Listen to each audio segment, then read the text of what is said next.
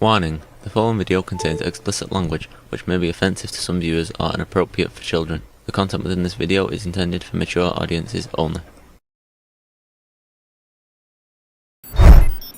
Are you ready?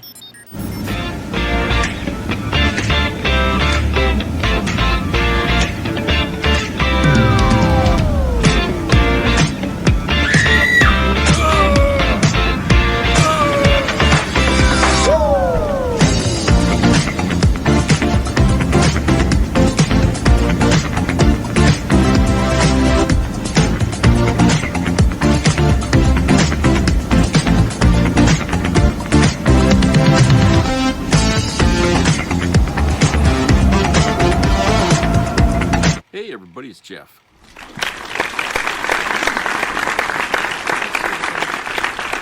Hope everybody's doing well today. It's Monday and first day of the work week. I don't know how tough that can be, Weather was fair here today, cloudy but not cold. And boy, I tell you, it seemed like all the potholes in the world had just come out of the woodwork here. Driving around on the road, Jesus, you avoid one and you hit another. Christ, I don't know. That stuff that they put in the potholes, it's just this black patch stuff that they put in there. It doesn't stay. It doesn't stay. And when cars drive over it, their tires will pick it up, and you can hear it getting thrown inside the wheel wells. So I mean, it's like it's sticky. And that's probably why it doesn't stay, is because every time a vehicle goes over that patch, it's pulling more of it out of the ground. So it's like, isn't there something better they can fill these potholes with other than that? I mean, come on. It's time to put your thinking caps on here and try to come up with something else, to bury the holes. So that way they stay buried a lot longer than, what they are when they use that crap there that they've been using. All right, so I got a video here from Media's Touch, and it's about how Trump was interviewed here about the possibility of a recession, and he simply wouldn't answer that question. Okay, take that at what you will, but let's take a look at that video here, and we'll come back and talk some more. Time for me to put on my Wall Street hat again and take a look at the crashing American economy. I'm not proud to say it's happening. I don't want it to happen, but when you have somebody in office who's a madman who just refers to a oncoming recession caused by his own failed policies as a period of transition, and I don't like to make predictions. Well, I'll make a prediction here on the Midas Touch Network. The markets are roiling because of Donald Trump's incoherent, untethered to reality economic policy led purportedly by people in his cabinet that used to work on Wall Street. I don't know what happened to them. But I will tell you that the brokers and traders around the world are reacting negatively, and the American economy may be sliding into recession. Not my words, those of independent economists at major banks. I'm Michael Popak. You're here on the Midas Touch Network and Legal AF. I'm going to put on my hat for working for years on Wall Street. Let me tell you what I am observing. First of all, let's start it off with Donald Trump's comment during a Fox interview with a friendly softball interviewer of Maria Bartiromo, the same person who threw a softball to him along the lines of, well, we know you inherited a mess in the economics from Joe Biden. What is she talking about? Was she on Fox News? Did she watch the Biden administration? Donald Trump inherited a roaring economy. He inherited job creation, job growth, GDP growth. Right? We had robust free trade. We had tariffs where it was important. We had free trade where it mattered. We had increased investment in our infrastructure, in our future, in our technology, in our oil and gas production. We had stock market booming. We had prices heading in the right direction at the right time. After he inherited, let's remember, every time a Democrat gets in, they have to inherit an economy that's on life support or worse. Barack Obama takes over when the economy fell off the cliff. We had to do the auto and bank bailout all at the same time. People forget that. And then he turned that economy around and created tens of millions of jobs. Joe Biden takes over from Donald Trump, and the economy is flatlined. Boop, that's flatline. He had to pump $3 trillion of stimulus just to defibrillate the American economy and get it back awake after COVID and Donald Trump's failed policies. This is the person we gave the keys to the economy back to. And Donald Trump now in 50 days decides to do, what would have been interesting in some sort of weekend retreat by Heritage Foundation or a tabletop exercise in the woods. What will happen if we pull out the U.S. from the U.S. economy, stop domestic aid, stop foreign aid, all of those having American jobs behind them, all of those having American companies behind them? Let's get rid of billions of dollars of U.S. investment in the economy all at the same time. We start and lose a tariff war with our three major trading partners in Canada, Mexico, and China. Let's do all that at the same time. Let's get rid of the Internal Revenue Service because we don't need to collect taxes. Let's start sharpening our knives and go after Social Security, Medicare, and Medicaid. Let's take consumer confidence and shrink it to its lowest levels in over a decade. Yeah. And then when we see that maybe all of that at the exact same time, doing everything everywhere all at once, may not have been the right message to send to brokers and traders and American consumers who are still struggling. What do you do? Oh, you trot out your Treasury Secretary who used to work for George Soros, by the way, and you trot out your Commerce Secretary who used to and probably still has a major a Wall Street company to say, there may be a recession. No, there won't be a recession on my watch. And then Donald Trump's supposed to be the tiebreaker. Donald Trump is supposed to be the tiebreaker. He's told everybody he's in charge. The buck stops with him. Not that we have any bucks with him, but the buck stops with him, right? Executive orders after executive order, putting every agency in the executive branch under his greasy little thumb. It's him. He's in charge. All right. Okay, Chief, what do you got to say for being in charge? Will there be a recession, says Maria Bartiromo. Here's what the President of the United States says. Apparently, to break the tie between his Commerce Secretary and his Treasury Secretary to make the markets feel better. Go. Are you expecting a recession this year? I hate to predict things like that. There is a period of transition because what we're doing is very big. We're bringing wealth back to America. That's a big thing. And there are always periods of, it takes a little time. It takes a little time. But I think it should be great for us. I mean, I think it should be great.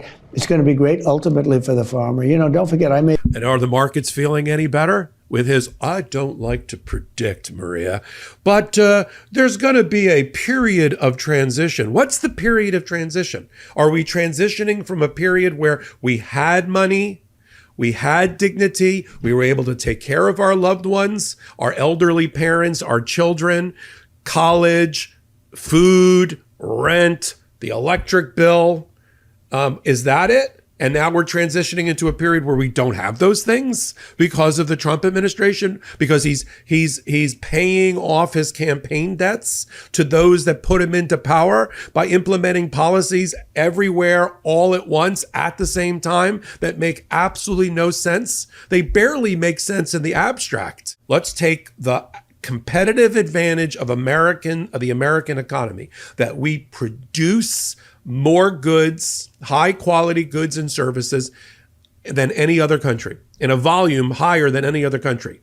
And let's cut off all of our financial markets and all of our markets for our exports in a trade war, in a retaliatory trade war where everybody's going to retaliate against us. Let's bind together Europe and European Union against America, both foreign policy and from a geopolitical and economic standpoint. Where's the American farmer gonna sell their excess chicken feet, to Americans or to the Chinese?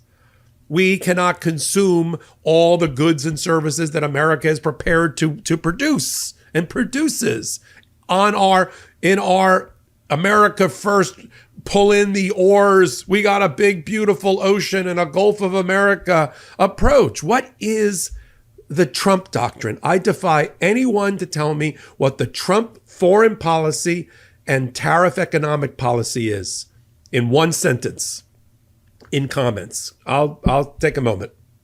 Tell me what it is. Because if you're going to tell me he's erratic and he's unhinged and that's a good thing because it unsettles our adversaries, that is the biggest line of crap I've ever heard. All it does is embolden our adversaries. Russia, China, North Korea, they're thrilled by Trump's behavior and conduct. They couldn't have scripted it better themselves, are they? They couldn't have scripted it better themselves. We, because of Trump, are being played and are playing into the hands of our adversaries who are taking full advantage of it on a global stage. And now the economy in America is reacting. If what Donald Trump was supposed to be doing when he went on the Bartiromo show was to calm and quell the markets, didn't work. Markets are tanking again as we wake up this morning. Dow Jones and NASDAQ down considerably and have been trending down and crashing down since beginning of February.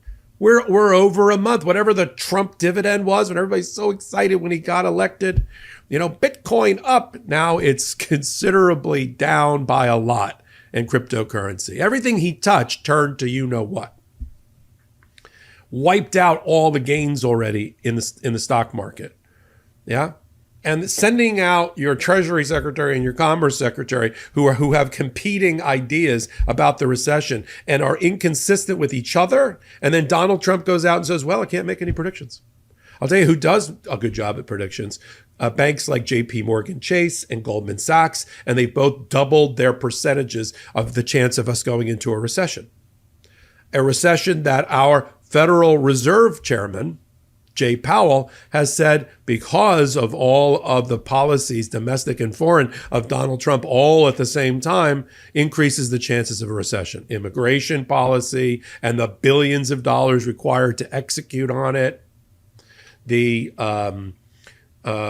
tariff war, the attempt to strengthen the U.S. dollar. That's why the Treasury notes, the Treasury rate for 10-year notes is down considerably. And that's a bad thing. That means it's cheaper.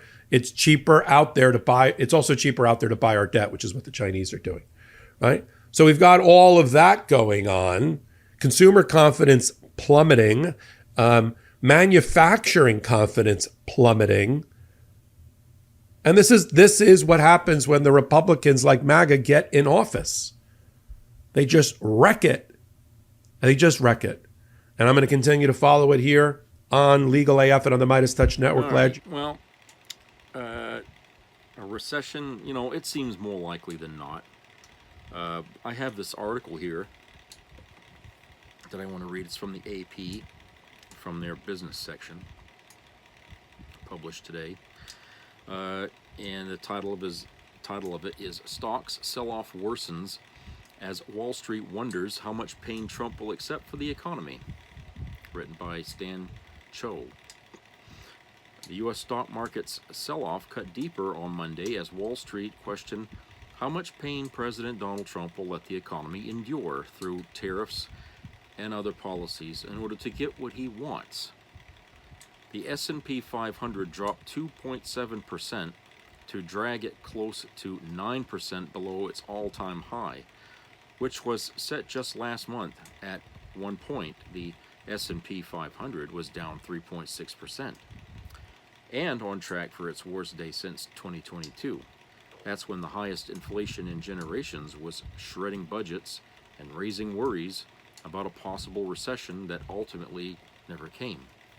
The Dow Jones Industrial Average dropped 890 points, or 2.1%, after pairing an earlier loss of more than 1,100, while the NASDAQ Composite skidded by at 4%.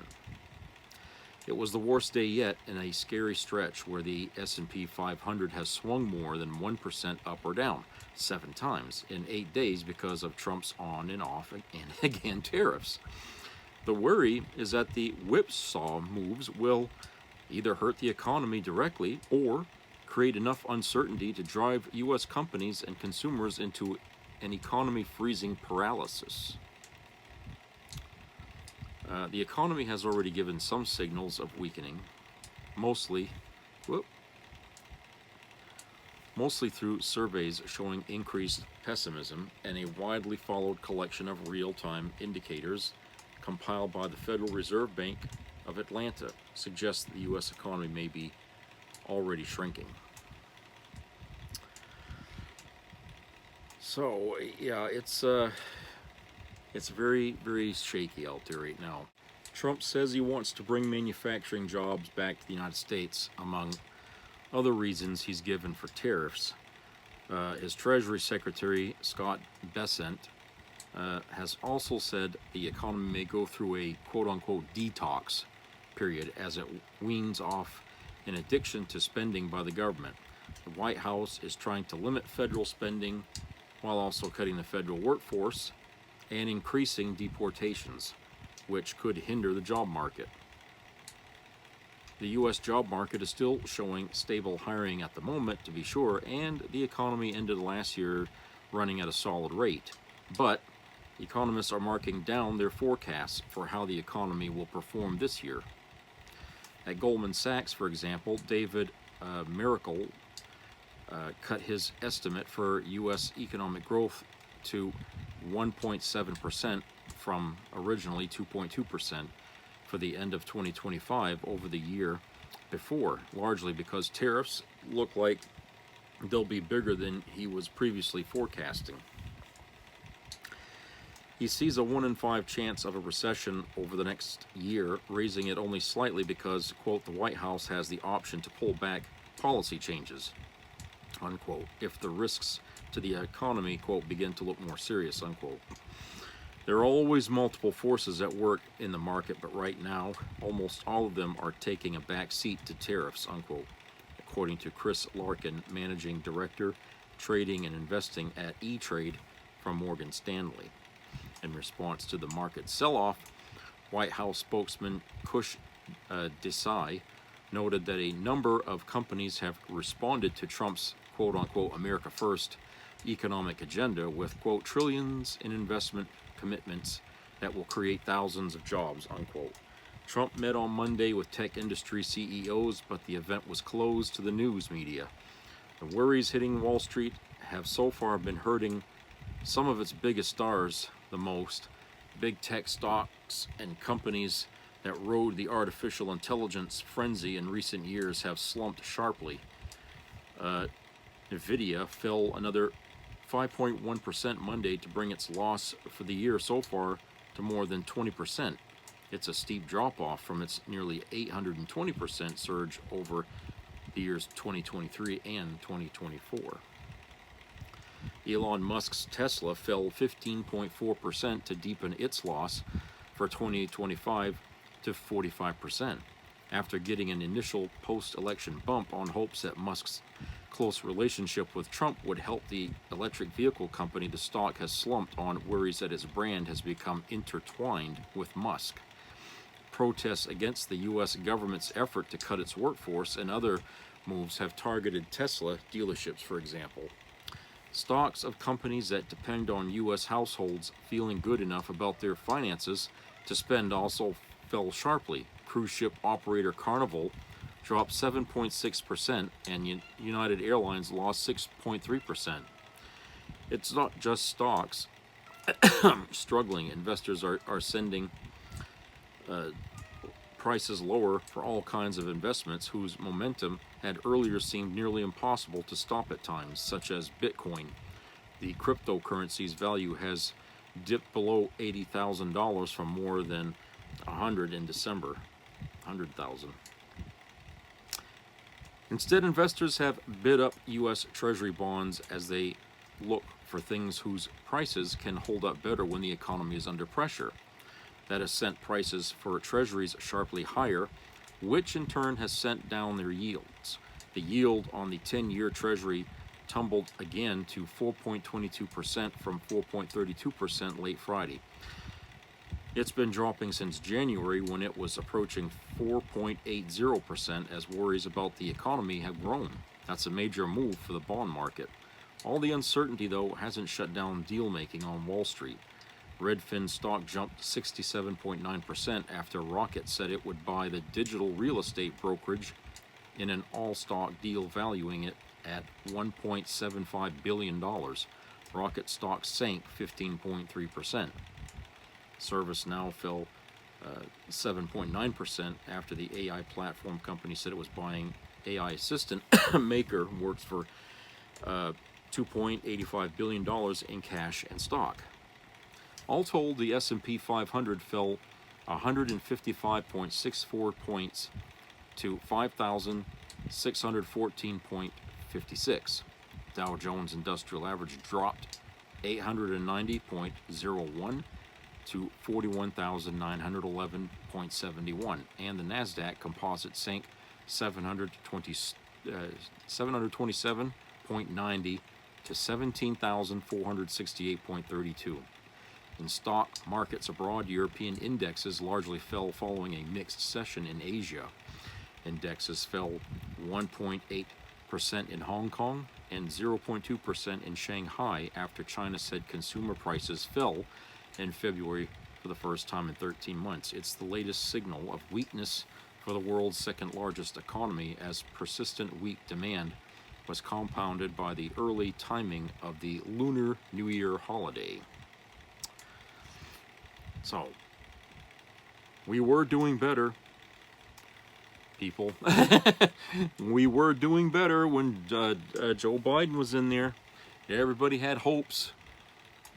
Right now, everybody's kind of pulling back, you know, shoring up their assets, and they just, you know, there's no real big incentive now to really try to make long-term plans on anything, okay? Because for one thing, you're not getting much help from what Trump is saying, because he's not saying anything, okay?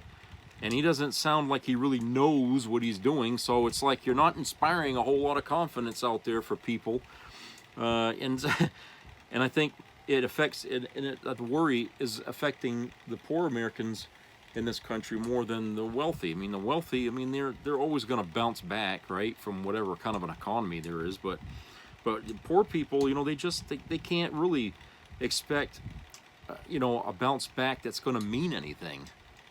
All right.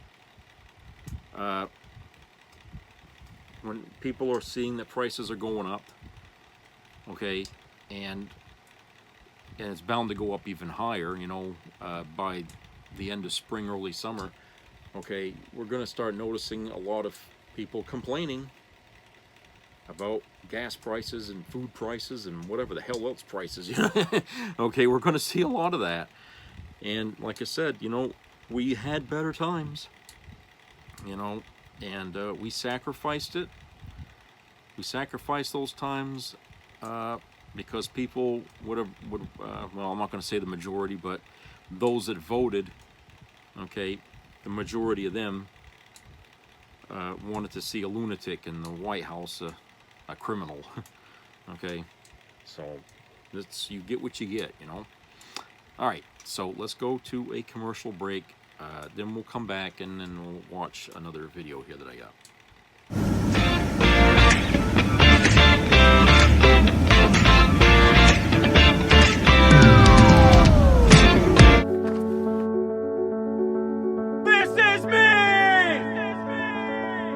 I'm Alex Curtis. I'm a lobsterman in Maine, and this is me. I'm Roxy Sugar, and this is me. I'm Eric Hopkins. I'm an artist, and this is me. This is me. me. This is me. This is me. At the end of the journey, the main thing is you, original.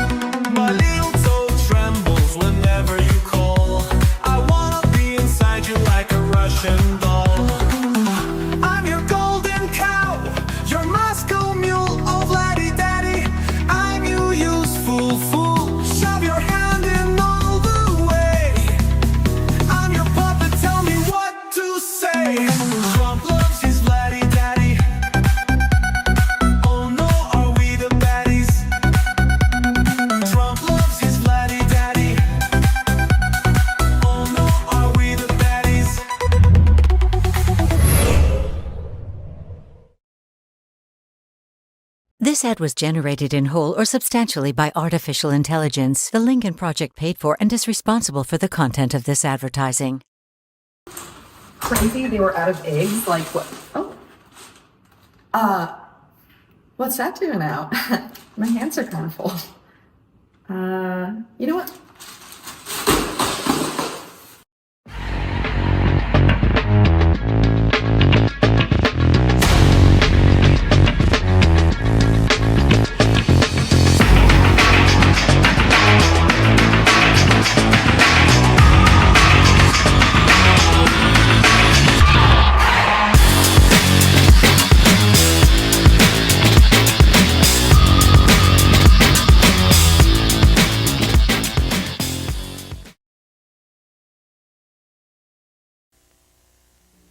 Be a part of the entertainment value of a lifetime.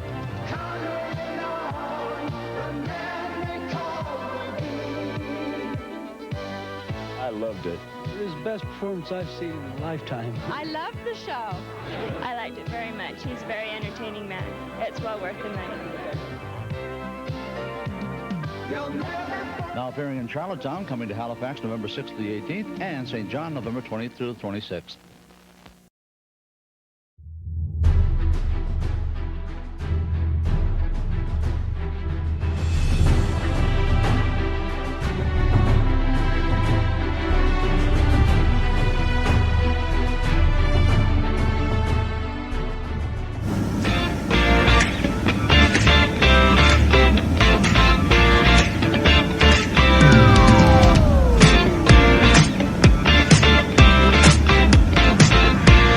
Welcome back.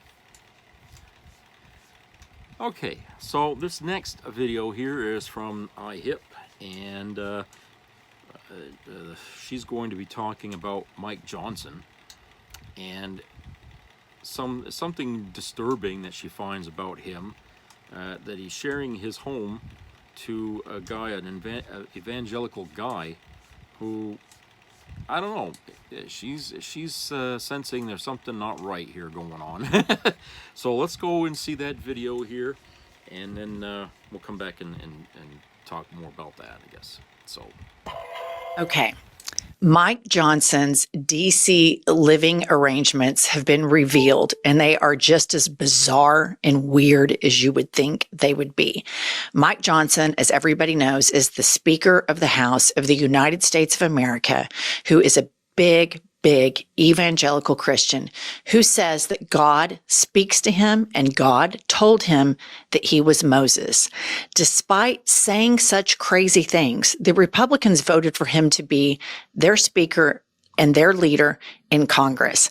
So some really fantastic journalism coming out of ProPublica has revealed that Moses Mike Johnson lives with a whack job evangelical preacher. And this preacher has this secretive influence campaign. And if you follow the most religious Republican men and their careers, they always end up living in these fraternity style, all guys, prayer group, frat house situations in Washington, D.C., which I think is just as weird as all get out. But let's break into the story. Put up the next slide. Okay, in 2021, Steve Berger, he is the evangelical pastor who Moses Mike lives with, has attacked the separation of church and state as a, quote, delusional lie and called multinational institutions demonic, set off an ambitious project. His stated goal, minister to members of Congress so that what they learn is then translated into policy. His base of operations would be a 6-bedroom, $3.7 million townhouse blocked from the U.S. Capitol. And this is where Moses Mike lives with a man who claims the separation of church and state is demonic. I mean, this is where we are in the United States of America. This would never happen in any other first world Western democracy, where you would have this crazy toxic enmeshment of church and state and people that have such a black and white worldview. Okay, put up the next slide.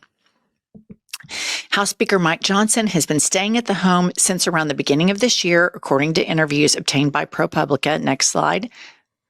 Here he is. There's the preacher on the left, Moses Mike on the right, and then poor Mike Johnson's wife, but not really poor because this woman funds a bunch of anti-gay crap in Louisiana, all the Pray the Gay Away stuff, which is nothing short of complete psychological torture and abuse. Next slide.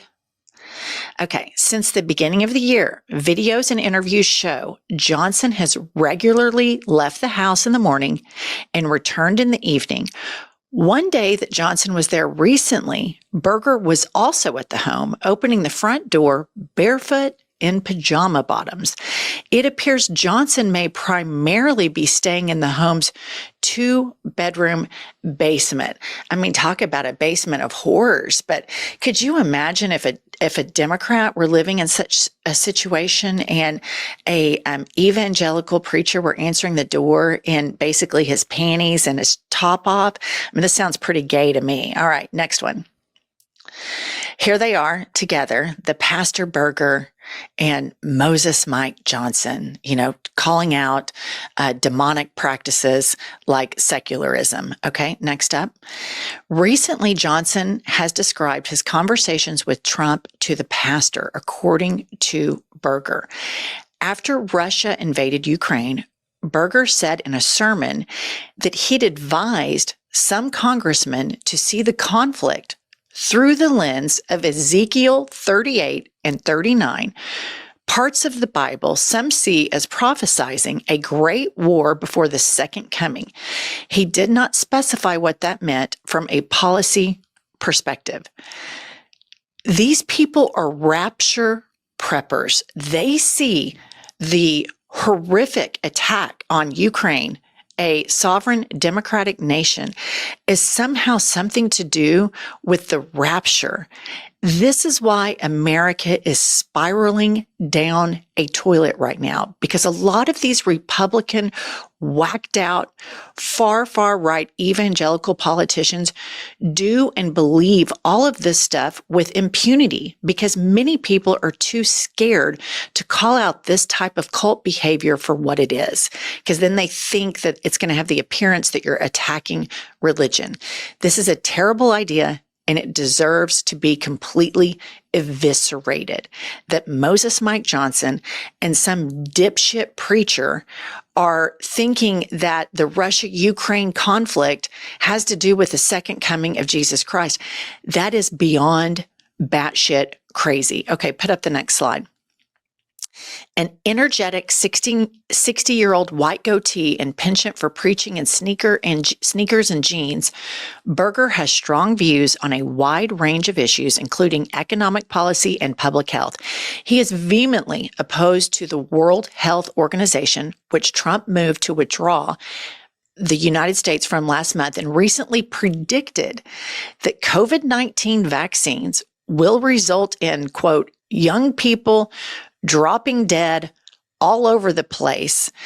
He attacked the World Economic Forum at length in a recent sermon, accusing it of taking advantage of COVID-19 to implement their satanic plot. So here we have a guy who doesn't believe in science, and the Speaker of the House, the leader of the Republican Congress. I mean, you've got Trump and Musk and Putin, and then Moses Mike Johnson. And these people believe that vaccines are going to cause people to, quote, drop dead all over the place. Mind you, let's not forget that COVID caused 1 million deaths in the United States of America, but these pro-life politicians don't give a shit about that. And then that somehow the COVID-19 vaccine is satanic. And this is the advisor to the Speaker of the House of the United States of America. And I just want to throw in, Moses Mike is a guy that took his daughter to a purity ball and put a ring on her finger, claiming her virginity. I mean, this is insanity. This is completely whacked out, nut job, crazy town. This man should not be elected as dog catcher. This is embarrassing and dangerous. Next slide. Berger is also against same-sex marriage, saying it opens the door to all manner of sexual depravity and wickedness. Though he has said he has some, quote, friends who are practicing homosexuals, people he cares about, he opposes homosexuality and heterosexual sin in equal measures, he said, referring to acts like watching pornography and sex between unmarried adults. So, I mean, I don't know about if I'm reading too much into this, but I oftentimes think that people that are so consumed with the LGBTQ plus movement are probably closeted gay people. So is he equating homosexuality and heterosexual people having sex out of marriage as kind of the same sin? So he gives himself and Moses Mike a little more cover. I don't know. That's kind of what I'm reading between the tea leaves. Okay, next slide. Okay, so the person who owns this house, this Rapture Prepper house that Moses Mike Johnson lives in, his name is Beeman. And he was once so fed up with restrictions that came with owning a home on a government-controlled lake that he bought a sprawling property with a 50-acre private lake of its own. He became a fixture of Nashville media in recent years because of sordid allegations made by his fourth wife during their divorce, including that he made her watch what he called, quote, training films of him having sex with a prostitute. So here you have at the top of this Rapture Prepper pyramid, this guy named Beeman who has a bunch of car dealerships and is incredibly wealthy in Nashville. He has made training tapes of himself screwing prostitutes and forced his wives to watch it. And he's such a big Jesus guy. He's let this guy Bergman live in this almost $4 million townhouse in Washington, D.C. to mentor people like Moses Mike Johnson to make sure Congress is prepped for the rapture. And Moses Mike Johnson, who wants to make decisions about women's health care, lives with a guy who basically, hang on, strike that, cut right in here, Seth. Moses Mike Johnson lives in a home that is owned by a man who screws prostitutes and then makes his wife watch them as training videos, so I guess she'll perform better in bed. Now, all of this wouldn't matter. It's a free country. Do what you want. I mean, that sounds pretty abusive to the wife. I don't know if she consented or not. But Moses Mike Johnson is basically doesn't want people having premarital sex. Moses Mike Johnson somehow bends himself in a pretzel to support the guy who screwed the porn star and lied about it and was convicted of 34 felonies. But see, here's where you see the pattern with all these evangelical Christians. They can do all of this stuff with impunity, but if a Democrat does it, they're going to clutch their pearls and have a stage 5 meltdown. Okay, let's put up the next slide. He soon began Bible study sessions with the senators, representatives, congressional aides, according to the Bergers. Meanwhile, Sarah Berger spent her time, quote, in relationship and pouring into the lives of congressional wives, tax filings say. So, as in conclusion, the Republican Party is this really weird place where I think that there's a lot of sexual issues as an undercurrent with all of these people. You have Elon Musk, who has 14 kids, 14 different baby mamas, allegedly all in vitro. Rumors all over Twitter that he has a botched penile implant. Now, I don't know if that's true or not. Donald Trump has, as an adjudicated rapist, all of these things. And then you have Moses Mike Johnson, who spends an unusual amount of time in his life focused on anti-gay issues, living with a man who answers the door topless in his pajama bottoms while Moses Mike lives down in the basement. And I just implore all of you, what is going on in that basement? What is going on? Because that place sounds like a den of iniquity, if you ask me. And it is utterly insane that so many evangelical MAGA Republicans are all a part of all of this crazy, crazy Iron Age thinking with impunity. This man should not be the Speaker of the House. He should not be an elected representative of this country, maybe in Saudi Arabia, maybe in Iran, but not here. We have to value secularism. We have to value the separation of church and state. And Donald Trump and Elon Musk are trying to erode that because the Moses Mikes and the Moses Mikes followers of the world, the dumber you are and the less you critically think, the more they can control you. But please subscribe to our channel and we will see you all soon. So let me read this article here from the Tennessee Lookout. And this was written 4 days ago, okay? Says secretive DC influence project appears to be running a group house for right-wing lawmakers. Evangelical pastor Steve Berger's political influence campaign operates out of his DC townhouse. In addition to House Speaker Mike Johnson living there, a prominent Trump ally, Representative Andy Ogles, has the keys. For a project explicitly designed to influence Congress, Steve Berger's operation has left a scant paper trail. The conservative evangelical pastor who started a DC nonprofit a few years ago to shape national policy does not file lobbying reports. His group does not show up in campaign finance records.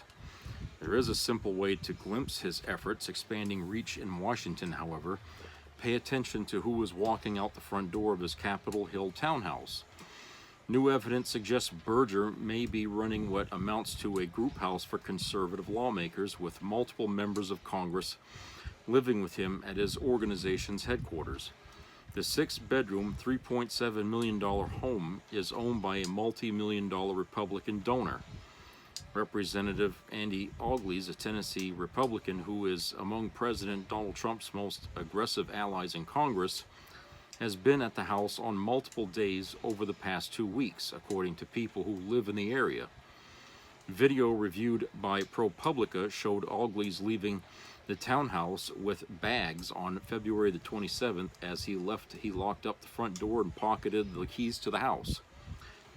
As ProPublica reported last week, House Speaker Mike Johnson is living in the townhouse, and Dan Bishop, a former congressman from North Carolina, now nominated for a powerful post in Trump's White House, appears to have lived there until recently as well.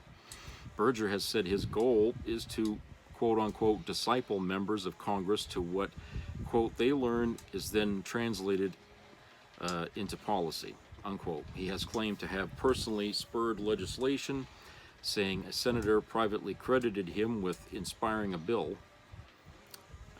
Berger, Bishop, and Ogles did not respond to requests for comment. A spokesperson for Johnson previously said the speaker pays fair market rent for the part of the townhouse he occupies, but didn't answer questions about the specific rate. He said Johnson has not spoken to the pastor about, quote, any matter of public policy, unquote. Ogles is in only his third year in Congress, but he's drawn attention for his bombastic displays of fealty to Trump. He recently introduced a resolution to amend the Constitution so that Trump could serve a third term as president. He's filed articles of impeachment. He's filed articles of impeachment against multiple judges who've ruled against the new administration. Last week, Elon Musk posted a video of Ogles touting his impeachment efforts, set to the beat from the rap song, quote, Shook Ones, Part 2, unquote. I don't even know what the hell that is. Ogles' short tenure is also notable for the pace of scandal that's followed it. He has faced allegations that he's inflated his resume, claiming alternatively to have been an economist, a member of law enforcement, and an expert on international sex trafficking, News Channel 5 in Nashville reported.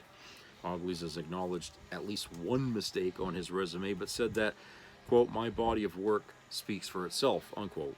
Last year, the FBI seized his phone during an investigation and obtained a search warrant to review records associated with his personal email address. Federal investigators were seeking evidence related to potential campaign finance violations, according to a court filing. The scope of the FBI investigation remains unclear. Perhaps no one is more responsible for Augley's rise in politics than Lee Beaman, the Tennessee businessman who owns the Capitol Hill townhouse. When Augley's announced a short-lived Senate bid in 2017, Beaman said he planned to raise $4 million to support the run. Beaman, whose wealth derives from a large car dealership chain, then served as campaign treasurer in Augley's successful 2022 run for the House. Beaman and Berger have publicly advocated together for numerous specific policy changes in areas including foreign affairs, fuel efficiency standards, and removing barriers to firing federal employees. After the 2020 election, they both signed a letter declaring that Trump was the rightful winner, calling for Congress to overturn the results. Beaman did not respond to requests for comment. ProPublica could not determine whether he and the pastor have discussed policy issues with Augley's during his time in Congress. In sermons, Berger has devoted long stretches to attacking the separation of church and state, as well as COVID-19 vaccines. The pastor used violent language to describe his disdain for LGBTQ plus pride parades and, quote, drag queen story hour, unquote, during an interview for a podcast in 2022, according to unpublished footage obtained by ProPublica. Quote, if I was left to myself, I'd take a baseball bat and beat the hell out of every single one of them and not feel bad about it, unquote, Berger said. Quote, I have to go. You know what? That's probably not the will of God, is it? And obviously it's not, unquote. Beyond his ownership of the townhouse, Beaman's role in the pastor's influence project is unclear. After Beaman purchased the house in 2021, a lawyer sought to change it from a single-family dwelling to a boarding house, rooming house, according to Washington, D.C. property records. Around that time, Berger's nonprofit group, Ambassador Services International, registered the home as its address. Members of Congress are allowed to live anywhere as long as they pay fair market rent. Discounts on rent are generally seen as improper gifts and prohibited by House ethics rules. Beaman has said he got to know Augley's when Augley's was the Tennessee director of Americans for Prosperity, part of the Koch brothers political network. Beaman and Augley's joined forces to fight a mass transit project in Nashville and reportedly worked together on a successful effort to repeal the estate tax in their home state. After leaving the Koch network, Augley's served 4 years as the mayor of a middle Tennessee county with a population of roughly 100,000. He held that role until 2022 when he was elected to Congress. Augley's 2022 campaign was the subject of a blistering House ethics report released this year. The nonpartisan Office of Congressional Ethics concluded that there is, quote, substantial reason to believe that Augley's campaign had accepted illegally large donations and then falsely reported that the funds had come from Augley's himself. Augley's has said he is, quote, confident that any reporting problem was at worst an honest mistake, unquote. Beaman was not named in the report and has not been accused of wrongdoing. The report said that Augley's refused to cooperate with the investigation. It recommended that the House Ethics Committee issue a subpoena to the congressman.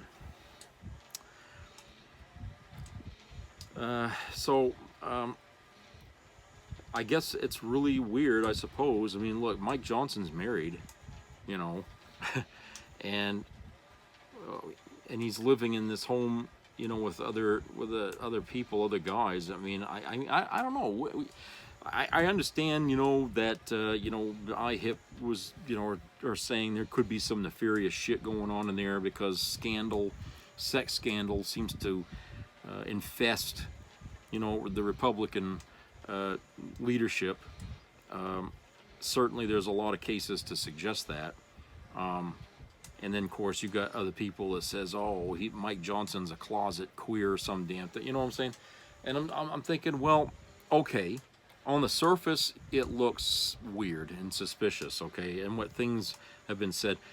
But at the same time, I always resist the temptation to go down this rabbit hole of theories, okay? until I see something solid evidence of what's going on. I just because here's the thing: when you make up something like that, okay, like what she's doing, at the same time, she's trying to paint the picture that if two guys are living together in this house or something and they're gay, then that's bad. Okay, no. It's if there's two guys living together in a house, then it's just two guys living together in a house. Okay, whether it's sexual or not, it should not matter. Okay, if Mike Johnson is gay, then so be it. What's the problem is that he's attacking gays and he's attacking people that are trans, okay, and he's a hypocrite if he's gay, okay, and so that's the issue that I take out of it, okay, that if people suspect that that's what's going on, okay, but that's not something that's supposed to be looked at as a bad thing, okay, but he is married, okay, Mike Johnson is married. And if he is doing something behind his wife's back and he can't be honest about that, then obviously there's, adultery and whatever you want to call it. You got all these other things going on. I mean, it could be really be harmful to his image. And if this is really going on, maybe Trump knows something about that, and that's probably what he's holding over Johnson's head. I don't know. Okay. Just saying. I mean, this is the way the Republican Party is today. It's leverage. Everything is leverage. People that you thought would never say or do things because they said something different a year ago or 2 years ago, okay, you wonder, well, what the hell happened? Why did they change their tune? Somebody got into somebody's closet and found some skeletons, right?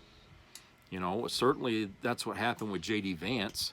I mean, this was a guy who, was it 2 years ago, was saying all kinds of nasty shit about Donald Trump. And I mean a lot. So much so that MAGA themselves didn't like this fucking guy. And when Trump announced that Vance was going to be joining his campaign team, okay, Republicans were reluctantly applauding, that decision. But like good little sheep that they are, they went along with it.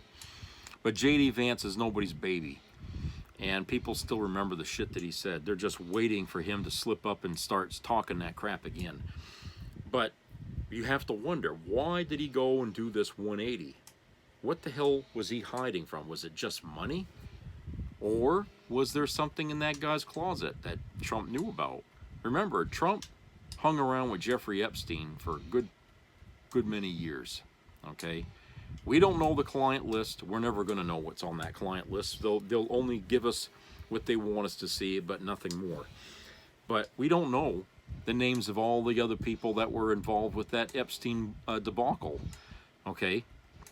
And we know that Trump often was hanging around with that guy. Got a lot of pictures of him and Epstein together with their wives or whatever. So, a lot of these people that are hanging around with Trump or working for Trump now in the administration probably were all folks who were on the list of names that people don't want to see get leaked out. That's just my theory about it, okay? And when we talk of Jeffrey Epstein, we're not talking about somebody that's just got a